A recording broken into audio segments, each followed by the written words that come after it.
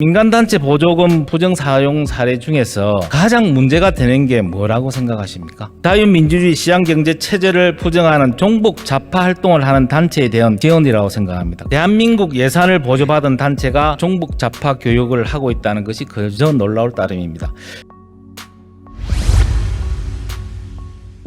최근 대통령실의 발표에 의하면 문재인 정부 5년간 비영리 민간단체 지원한 국가 보조금이 총 17조 8천억 원을 넘습니다. 알고 계시죠?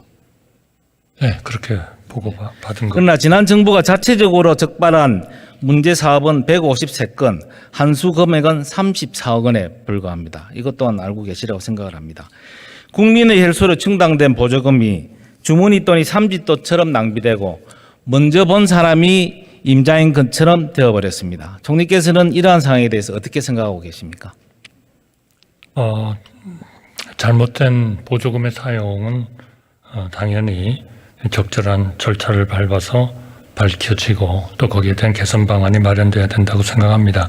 지금 민간 보조금 사업 전반에 대해서 개선 방안을 추진 중에 있습니다.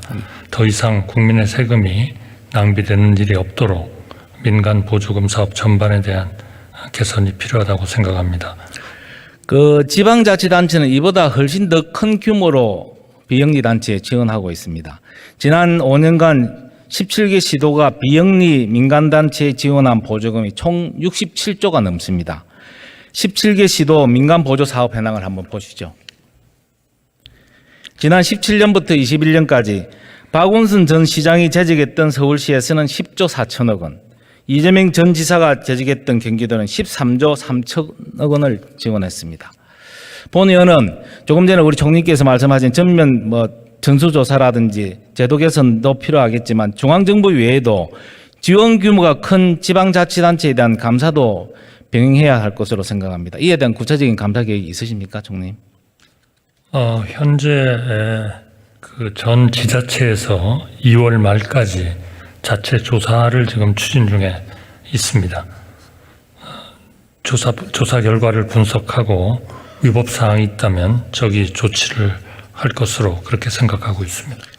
예, 총리님, 본 의원이 작년 예길이 질의에서 국가 보조금이 그 목적과 전혀 관계없이 집행되거나 횡령 착복 의혹 내지는 선거자금 활용 의혹, 그리고 심지어는 김일성, 김정일 우상화 등 종북 좌파 활동 자금으로 사역한 흔적이 있음에도 불구하고 지방자치단체는 형식적인 결산 보고를 통해서 계속 사업을 연이어주고 국무조정실이나 행안부 등은 제대로 된 감사 한 번 없었기 때문에 국민의 혈세가 아무런 규제나 통제 없이 허투루 사용한 사례가 많다고 주장을 했습니다. 그리고 그 대표적인 케이스로 세월호 피해 지원 사업을 구체적으로 말씀드렸습니다.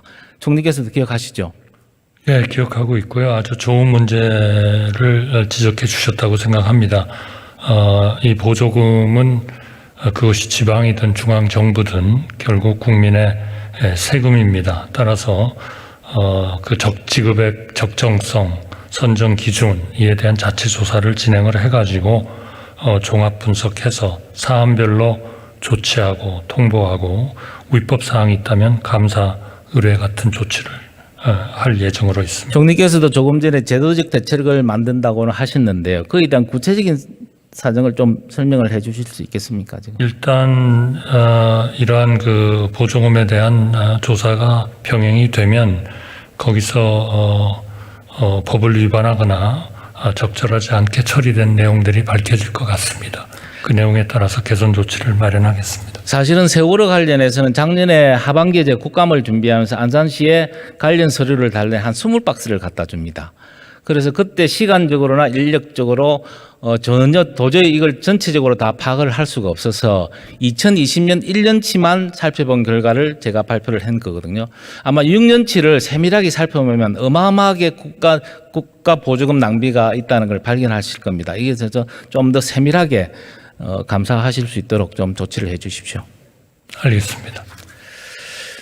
행안부 장관님은 오늘 탄핵 소추를 당하셔서 그러면 총리님께 계속 질문을 좀 드려야 되겠습니다. 네. 당장의 업무 공백이 생깁니다, 지금. 그 장관 총리께서는 민간단체 보조금 부정 사용 사례 중에서 가장 문제가 되는 게 뭐라고 생각하십니까? 여러 가지가 있지만. 네, 뭐 여러 가지가 있겠습니다만 뭐 정확한 기준을 지키지 않았다든지 또는 법률이나 이런 그 관련되는 규정을 제대로 지키지 않았다든지 하는 것들이 결국은 문제가 되지 않겠나 이렇게 그것도 생각합니다. 있겠지만 저는 또 단연코 당초의 대한민국 헌법을 부정하고 자유민주주의 시장경제 체제를 부정하는 종북 좌파 활동을 하는 단체에 대한 지원이라고 생각합니다. 그렇지 않습니까? 뭐 그러한 그 하나의 뭐 이념이나 이런 쪽에 너무 치우쳐서 그것 때문에 지원을 했다 이런 것은 뭐 적절하지는 않다고 봅니다만 이러한 여러 가지 조사나 감사는 역시 기준 그리고 당초의 이 보조금이 지출되게 되는 목적 뭐 이런 법률 위반 이런 것들에 역점을 두어서 봐야 된다 이렇게 생각합니다. 아마 지금 말씀하신 그런 걱정은 아마 대개 원래의 보조금의 목적 같은 거와 다소 좀 괴리가 있는 그런 부분들로 부각되지 않을까 싶습니다. 대한민국 서울에서 그것도 백주대낮에 대한민국 예산을 보조받은 단체가 대한민국을 전복시키려는 종북 좌파 교육을 하고 있다는 것이 그저 놀라울 따름입니다. 대표적으로 촛불 중고생 연대라는 단체는 박원순 시장 당시 서울시 지원을 받아서 종북 교육을 하고 최근에는 윤석 정부의 퇴진운동까지 벌인 적이 있습니다. 알고 계시죠? 네, 그런 보조금은 당초의 그 보조금의 목적에 좀 상치되는 거 아닌가 그렇게 생각합니다. 또한 총리님, 대표적으로 지금 북한 지원 단체인 우리민족 서로돕기 운동을 알고 계십니까? 네, 얘기를 들었습니다. 예, 이 단체가 지금 지난 문재인 정부 5년간 약 72억 원의 기부금과 후원금을 받아서 북한 지원을 활동을 하고 있습니다. 특히 이 단체는 지난 3년간 서울시로부터 약 4억 9천만 원의 보조금을 받았는데 이 과정에서 이 단체의 정책위원이 서울시 보조금 심사위원으로 드러나서 셀프 심사의 의혹도 받고 있다는 말씀을 드리고요. 또한 이 단체는 2021년 10월 1억 8천만 원을 들여서 평양 탐구학교 사업을 병행하고 그 일환으로 해설이 있는 NK 콘서트를 개최했습니다. 여기서는 당연히 NK라는 게 노스코리아를 이야기하겠죠. 이 공연에서 사향가, 꽃파는 처녀, 경치도 좋지만 살기도 좋네 등 북한 선전곡이 해석과 함께 전통악기로 연주됐는데 장관 총리께서는 이 노래 한번 들어보신 적이 있습니까? 저는 직접 듣지는 않았습니다.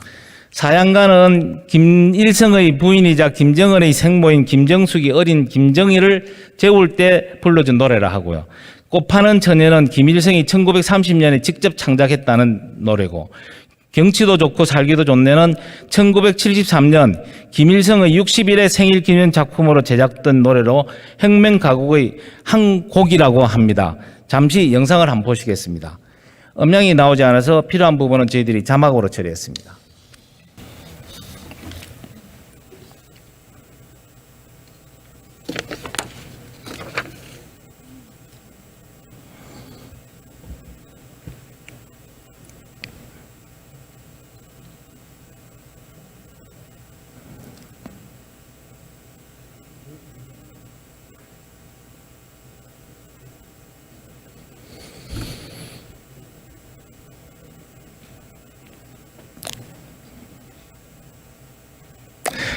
이들 노래는 김일성 우상화나 북한 체제 우월성을 선전하는 대표적인 노래입니다. 이것이 서울시의 보조금을 받아서 지금 이런 콘서트를 합니다. 총리님 어떻게 생각하십니까, 이 부분? 네, 적절치 않다고 생각합니다.